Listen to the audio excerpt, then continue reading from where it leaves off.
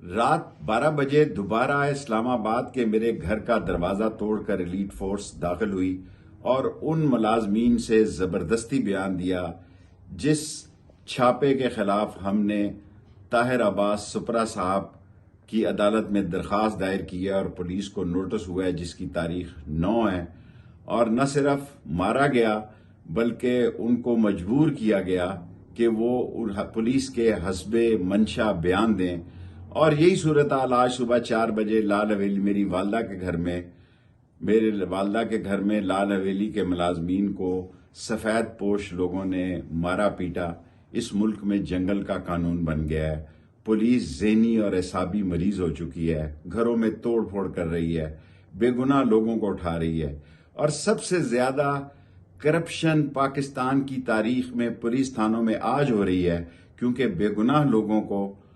چھوڑنے کے لیے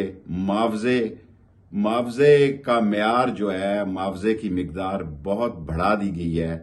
سدا بادشاہی خدا کی ہے، خدا کے ہاں دیر ہے اندھیر نہیں۔ میں قانونی چارہ جوئی کا حق رکھتا ہوں، انشاءاللہ حق کی فتح ہوگی۔